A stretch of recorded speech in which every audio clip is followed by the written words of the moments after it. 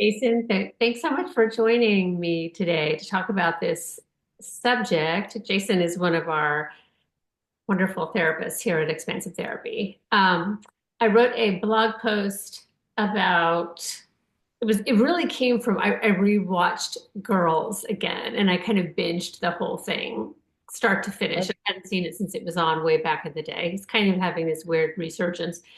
But I was so struck by like Lena Dunham's choice to spend much of the show naked, right? Oh, Not only does she not have what capitalism and media calls the perfect body, but she kind of really kind of went out of her way to be like, so what?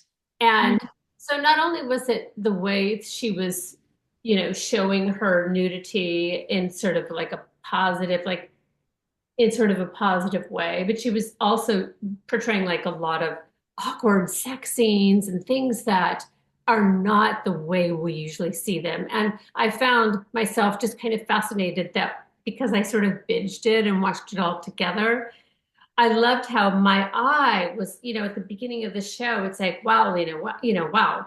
And by the end of the show, it's like, I loved her so much. I mean, actually, I'm sort of a fan of hers anyway, because I think she's so talented, but just the body piece, like that, my eye got used to seeing her. And so I was thinking about, all of our clients and how capitalism and the media kind of like lays this whole thing on us of what we're supposed to look like and how that greatly affects our mental health, right? so true. I mean, I love what you said about noticing your eye kind of in the beginning, not being used to seeing something like that represented in the media, just somebody who has a normal body or more of an average body, not, any which way, and then feeling kind of that shock and then getting used to it as the seasons progressed.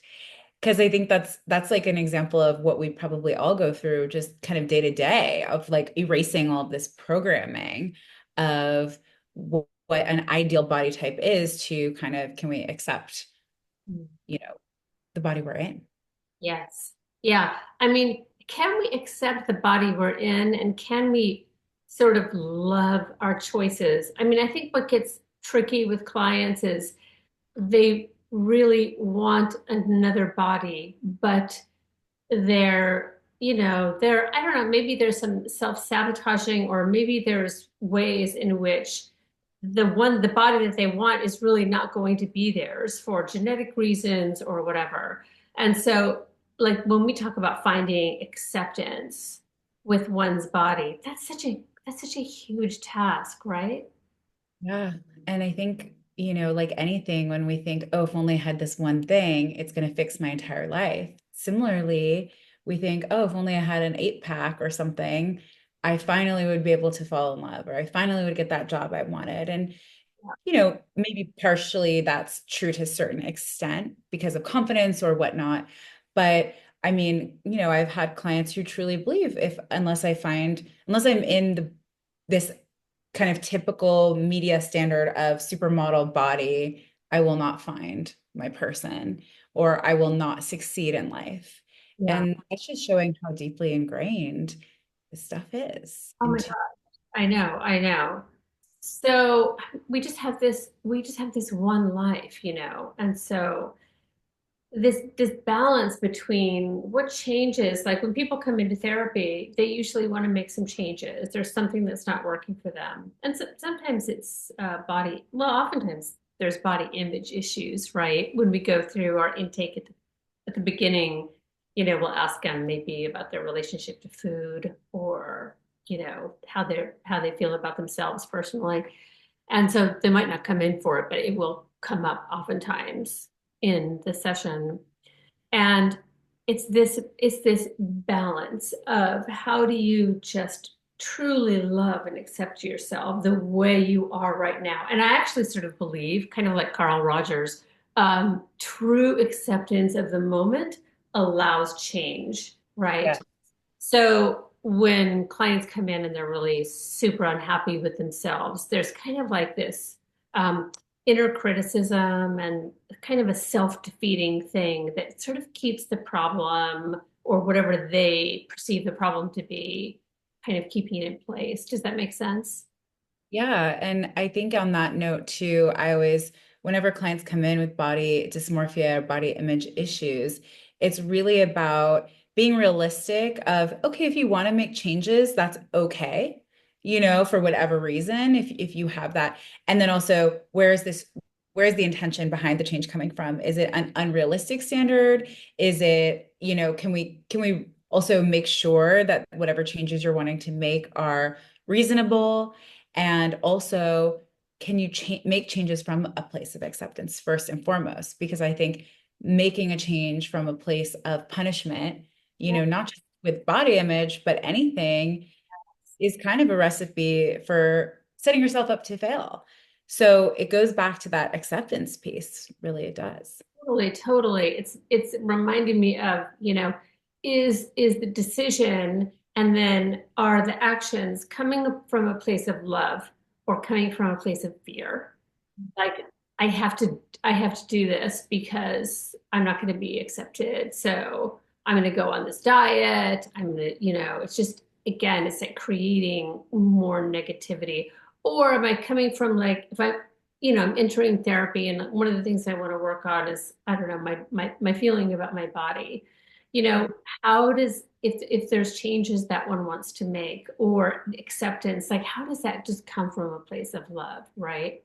In the article I talk about this is a very sort of psychedelic conversation, but we look at trees and they're all so different, and some of them won't live as long, and some are fuller, and some are like kind of smaller and grow off to the side, but we don't judge them. We just let them be as they are. And so I wonder what it would be like to have a world, especially for, well, I was gonna say especially for women, but it's both women and men now that really suffer body image stuff. It's both. But what would it be like to just have more acceptance all around? I'm saying this as a real question myself too, because my early career, I was a ballet dancer, and that world is, insane about bodies. And I feel very lucky that I escaped that world without having any sort of eating disorder or anything like that. That being said, that it still lives in my mind, that I'm not supposed to have a belly, and it's like a belly is just sort of wrong, so I sit with this personally too, how much do I accept what is and how much do I feel like, I mean, I don't judge anybody for what they choose to do. I just question, is it coming from a place of love, right? Yeah, and I think that's a really beautiful way to think about it, right? Like, is anything coming from a place of love? Is it coming from a place of fear? Are we trying to control something?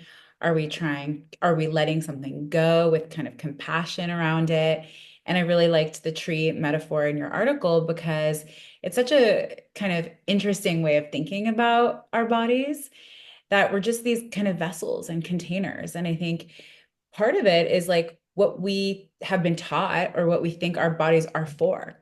And obviously, media and, way of all the other things, right? But like have almost like sexualized body. I mean, obviously bodies are sexual, but sexualized or objectified bodies, or what is the intention around a body, like being embodied, rather than, oh, this is my vessel that's carrying me through this life. And if it, it sways one way or gets a scratch on one branch or whatever, that's okay because it's just nature, versus I have to control it, I have to fix it, I have to force it to be something that may go against its nature. Yeah. Yeah. Yeah. Yeah. Yeah. And I think I do the find goal, people that come in with disordered eating, it's tricky, right? I think I do find it's probably one of the more difficult things to heal from because of internal reasons, but also because of the world we live in, right? So when I'm talking to a client, I do kind of try to come this balanced thing. Like we're never going to, Jasyn, you and I are never going to live in a world where people are not sort of like doing the whole thing on bodies that they do. That I mean, like Dove might do a campaign with some larger women. That's like such a big deal, right? But the media is not going to change because they want to sell a lot of product. And of how to be more beautiful and how to be younger. I mean, as an older person, I'm like, I could buy, I could spend all day buying things to like try to look younger, right? Uh, Totally. Well, right. It's not just about size or shape. It's also about, wrinkles, skin tone, complexion, all the things, hair, color, straightening, not straightening, all the things that we're taught are beautiful, like all of these beauty standards. And that's why I think Lena Dunham and in that example is such a perfect example because it's not just about her size, it's just about the way she presents in girls and in that show. She's unapologetically herself, even with the struggles around that type of image and knowing, hey, I might be different, but I'm still me, and that's okay. yeah. Yeah, I mean, I do kind of adore her, and I could see on her social media, she's, continues to be quite heavy, but she's there, and she just seems like a very, I don't know, maybe she's not, but she seems very sweet, and she's like so uber talented as a writer, and so I like seeing her embodied in her own experience in whatever the way that is.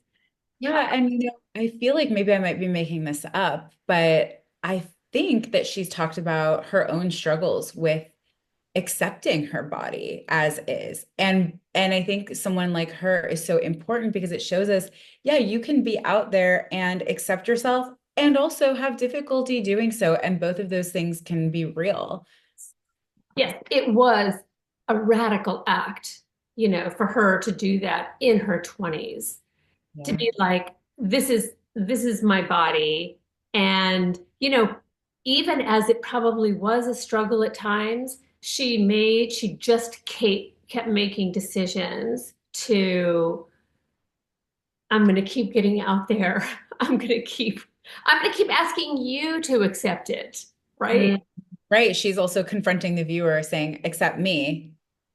Totally, totally. Anyway, Jasyn, any wrap up thoughts about the work and our sessions or about what healing might look like?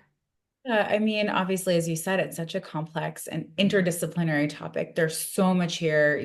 There's genetics, there's, our DNA, trauma, just media, society, expectations, what city you live in, like all of the things that factor into this. But I think for our clients, I think we touched on this earlier, but trying to get to a place of love and acceptance, as kind of maybe cliche as that can sound, it's like, how can we move from a place of acceptance first? Mm. And I think, that's the work really is, let's accept what is, just with anything, right? Let's accept what is and then move from that space. Yeah, totally. Thanks. Yeah. Thanks so much, Jasyn. Thank you.